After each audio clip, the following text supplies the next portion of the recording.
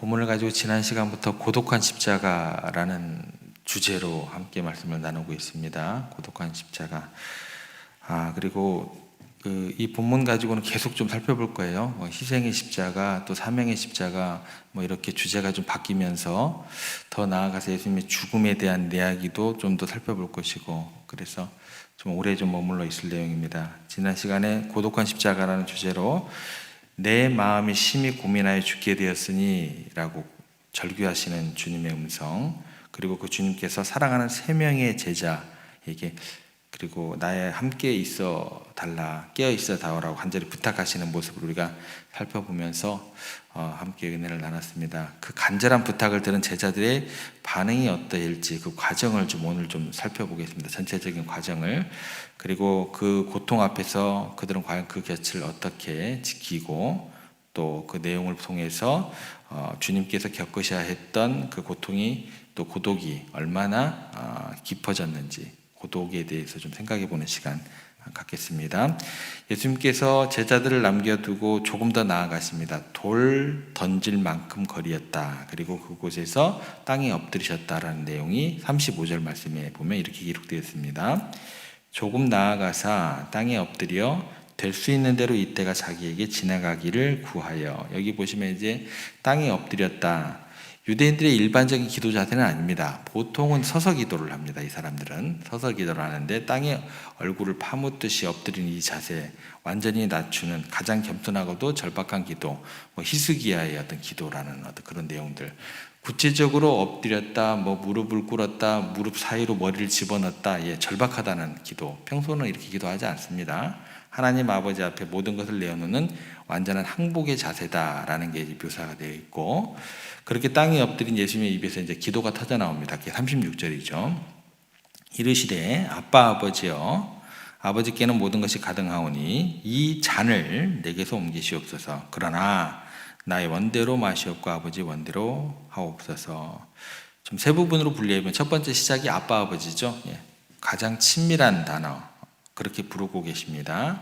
가장 절박한 순간에 친밀한 언어로 아버지 하나님을 부를 수밖에 없는, 아버지 모든 것이 가능하지 않습니까? 제발 이 잔을 내게서 옮겨주시옵소서. 이렇게 이야기를 하시죠. 근데 이 잔이라는 게 뭐냐? 인류의 모든 죄악과 그 죄에 대한 무서운 진노를 상징을 합니다. 거룩하신 주님께서 온 세상의 죄를 다 뒤집어 쓰시고 하나님께 이제 철저히 버림받아야 하는 그 끔찍한 형벌의 잔이 나오게 됩니다. 그래서 그 잔의 무게가 얼마나 무거운지, 그 잔의 쓴 맛이 얼마나 고통스러운지 너무나 잘 알기 때문에 시작이 아빠 아버지 될 수만 있으시면 이렇게 기도하실 수밖에 없었던, 어찌 하든 피하고 싶으셨던 주님의 마음이 등장하게 됩니다. 그런데 이제 기도가 여기서 그치지는 않죠. 이런 기도에 대한 내용들은 더 이후에 더 자세하게 살펴보겠습니다. 오늘은 좀 그 과정만 좀 살펴볼게요. 기도의 중심에, 기도의 방향이 바뀝니다. 그러나 나의 원대로 마시옵고 아버지의 원대로 되기를 원하옵니다. 결단의 기도로 넘어가는 어떤 장면이 나오게 됩니다. 그런데 이제 이렇게 기도하는 그 과정 가운데 우리 주님께서 넉넉히 감당하셨다라는 내용은 성경에 절대 없습니다. 주님의 몸에 어떤 변화가 일어나기 시작을 해요. 이 기도 자체를 하실 때도. 그래서 의사였던 누가가 이 장면을 이렇게 기록하고 있습니다. 누가복음 22장 44절에 보면 예수께서 힘쓰고 애써 더욱 간절히 기도하시니 땀이 땅에 떨어지는 핏방울같이 되더라. 땀이 핏방울이 되었다. 이게 어떻게 가능하냐? 로이드 존스 목사님이 계십니다. 의사이면서 굉장히 유명한 설교가이신 이 현상을 의학적으로 이렇게 설명합니다. 헤마티드로시스라고 얘기를 해요. 그러니까 피땀 현상이라고 설명을 하면서 극도의 감정적인 과로나 정신적인 스트레스를 인간이 겪다 보면 피와 땀이 이제 섞여지게 된다는 거죠. 그런 잘 희귀한 현상이다라고 설명을 하게 됩니다. 다시 말해서 예수님께서 오늘날로 얘기하면 모세혈관이 터져나갈 만큼 영원히 감당할 수 없는 극도의 고통 속에서 홀로 사투를 하고 계신다라는 거예요. 왜 이토록 고통스러우셨을까? 이것은 죄 때문이었다. 근데 어떤 죄냐? 그거를 이사야 선지자가 이렇게 예언을 하게 됩니다. 이사야 53장 5절 6절을 보면 그가 찔림은 우리의 허물 때문이요 그가 상함은 우리의 죄악 때문이라. 이 뒤에 나오는 구절이 저희를 이제 뭐라 그럴까요? 우리가 주목하게 만듭니다. 여호와께서는 우리 모두의 죄악입니다. 예.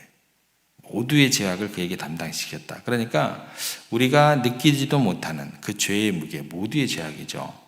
그런데 그것이 깨끗하신 주님의 모든 신경과 세포를 짓누르게 되었다라는 거죠. 그러니까 온 인류의 죄책감이 그분 한 분에게 집중이 되니까 이게 견딜 수가 없는 거죠. 예. 이것이 바로 주님께서 홀로 싸우셨던 영적 전투의 실상이다라는 거예요. 누가 나를 모해하고자 잠깐 한 시간 뭐라 그럴까요? 조금만 해도 우리는 뭐예요? 못 견뎌요. 그런데 이사야 선지자 하는 얘기는 뭐예요? 인류의 모든 죄예요. 이게 견딜 수 있냐는 거예요. 아무도 이해해 주는 사람 없이, 아무도 도와주는 사람 없이 그렇게 피땀으로 얼룩진 채 홀로 싸우시는 처절한 싸움이었다라는 것입니다. 예, 그래서 이제 여기에 대한 어떤 제자들의 모습이 어떨까? 이제 우리가 살펴봐야겠죠. 조금이라도 함께하는 제자들이 있기를 바라면서 3명을 데려갔어요. 왜냐하면 가장 자기 영광스러운 모습을 보여줬잖아요. 배나 산에서뿐만 아니라 뭐 여러 가지 기적들을 다른 제자들보다 많이 보여줬으니까. 예. 그 제자들에게 작은 위로라도 얻기 위해서 이제 제자들에게 돌아오셨습니다.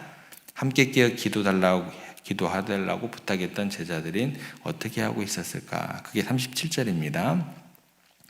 돌아오사 제자들이 자는 것을 보시고 베드로에게 말씀하시되 시몬아 자느냐? 네가 1시간도 깨어 있을 수 없더냐? 주님을 맞이한 것은 제자들의 침묵이었습니다. 방금 전까지 그렇게 열심히 싸우다 오신 주님의 눈에 그 모습이 어떻게 보이셨을까?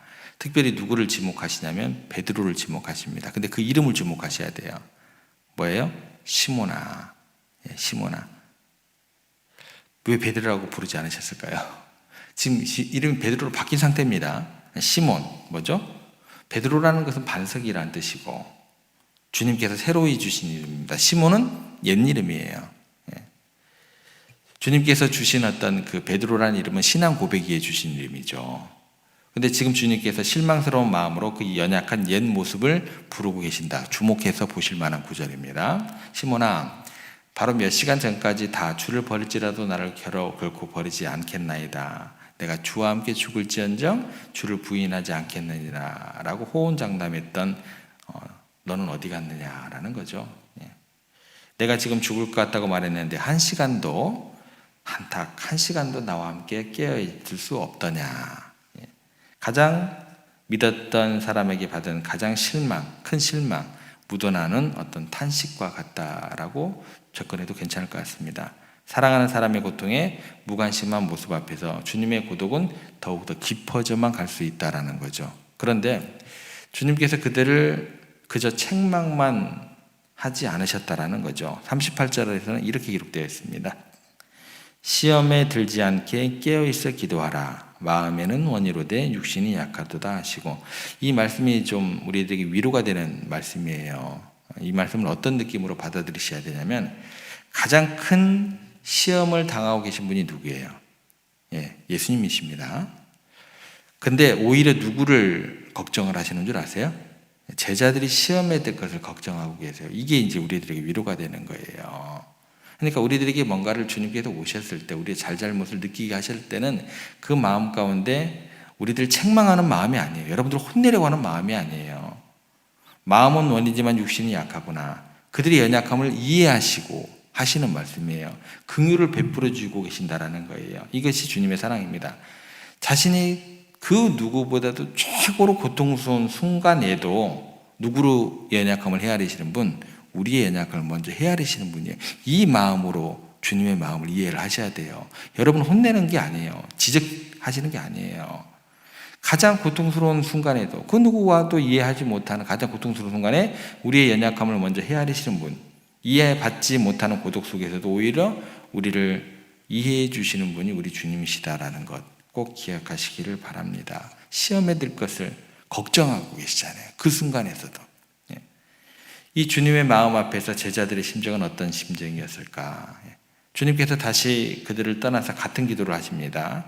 그리고 두 번째 제자들이 돌아오셨는데 상황이 어떠냐? 40절이죠. 다시 오사 보신즉 그들이 자니 이는 그들이 눈이 심히 피곤함이라. 그들이 예수께 무엇으로 대답할 줄 알지 못하더라. 다시 와서 보니까 이제 또 자고 있었고 눈이 피곤했었고 라고 성경은 기록하고 있습니다. 늦은 밤이었지만 육체적으로 피곤했을 거죠. 그러나 이것은 육체적인 어떤 피곤함에 이어지는 어떤 잠이 아니라 영적으로 무지함, 영적인 무관심의 상태를 더 잘 보여준다라고 생각하시면 좋을 것 같습니다. 그리고 그들이 이제 선생님 앞에서 너무나 부끄러워서 무엇으로도 대답할 수조차 없게 되는 그런 상황 가운데 놓이게 되고 무거운 침묵만이 흐르게 됩니다. 관계의 끈이 점점 희미해지고 주님은 더욱더 고독감을 더욱더 느끼게 되고 세 번째 나아가서 기도하시고 다시 돌아오시고 그리고 세 번째로 잠든 그들을 발견하게 됩니다. 이제 주님께서 더 이상 그들을 깨우지 않으세요. 더 이상 아무것도 기대하지 않으십니다. 사람들에게 얻을 수 있는 위로와 지주는 아무것도 없다라는 것을 확신하게 되고 누구만 의지하며 나아가게 되면 뭔지 이제 하나님만 바라보게 되더라는 것입니다. 이 순간 주님의 고독이 완벽해지는 거예요. 이 순간 어느 누구도 의지하지 않는 완벽한 고독 가운데 뭐라 그럴까요? 내몰린다라고 할까요? 하나님 아버지 앞에서 홀로 서야 하는 절대적인 고독, 가장 사랑하는 사람들에게조차도 철저히 외면나가는 처절한 고독, 주님은 그 고독의 가장 깊은 실면으로 걸어 들어가셨다라는 것입니다. 여기까지가 우리가 살펴보는 과정의 모든 내용들입니다. 그러면 이 내용을 가지고 오늘 우리는 잠든 제자들의 모습을 보면서 그들을 비난하고 싶은 마음도 들게 됩니다. 어떻게 선생님께서 저렇게 한 번도 아니고 또 고통스러우시는 가운데 세 번이나 이렇게 찾아오셨는데 잠들 수 있을까? 그런데 이 모습을 더욱 깊이 묵상하게 하는 한 이야기가 있습니다. 한 아이가 있었어요. 어느 날 밤 아이가 원인 모를 높은 열에 시달리면서 끙끙 앓기 시작을 했습니다. 아이가 열에 취하다 보니까 이게 깊은 잠, 얕은 잠, 이 사이를 오가면서 밤새 뒤척이게 됩니다. 하지만 그 아이의 곁에는 단 한순간도 잠들지 못하고 뜬 눈으로 밤을 지새우는 어머니가 있었습니다.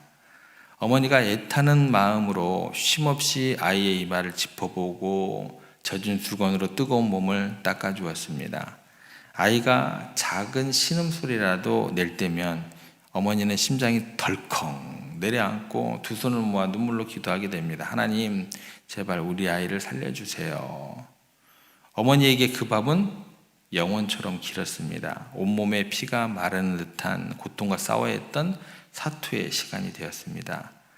길고 긴 밤이 지나고 마침내 아침이 밝았습니다. 기적처럼 아이의 열은 내렸고 아이는 땀에 흠뻑 젖은 채 잠에서 깨어났습니다. 아이는 한결 가뿐해진 몸으로 일어나 어머니를 보며 해맑게 웃었습니다.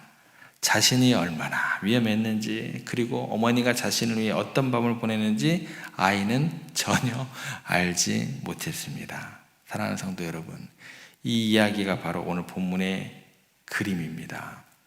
열병과 싸우던 아이는 바로 죄의 열병에 걸려 죽어가던 우리들이었습니다. 밤새 뜬 눈으로 아이를 지킨 어머니는 바로 저 어두운 겟세마네 동산에서 피땀 흘리며 우리를 위해 홀로 싸우셨던 우리 주님이십니다. 그런데 우리는 잠들어 있었습니다. 우리가 구원받기 위해서 주님이 어떤 밤을 보내셨는지, 어떤 처절한 사투를 벌이셨는지 전혀 알지 못한 채 영적인 잠에 깊이 빠져 있었습니다. 그런데 놀라운 사실이 무엇인 줄 아십니까?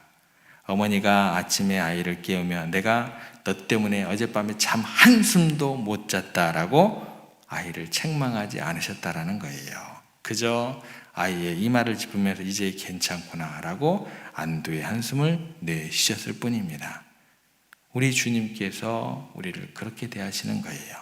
너가 잠들어 있는 동안 내가 얼마나 힘들었는지 아느냐라고 우리를 책망하지 않으십니다. 오히려 우리의 죄와 열병이 식은 것을 보시고 우리를 품에 안으시고 이렇게 이야기를 하십니다. 이제 괜찮다, 괜찮다, 괜찮다. 내가 너를 위해서 싸우고 최후 승리를 얻을 것이다. 얻었다. 이것이 뭐예요? 이게 십자가의 사랑이에요. 이게 십자가의 사랑이에요. 얼마나 따뜻해요. 얼마나 기뻐요. 얼마나 은혜가 넘쳐요. 이게 십자가의 사랑입니다. 우리들의 어떠함과 상관이 없이 우리의 무지함과 연약함에도 불구하고 우리를 위해 홀로 싸우시고 승리하신 사랑이다라는 것 여러분 꼭 기억하시기를 바랍니다. 그 주님의 사랑 안에서 우리의 영적인 잠을 깨고 일어나 주님과 동행하는 오늘 하루 되시고 이번 한 주 되시기를 주님의 이름으로 축복합니다.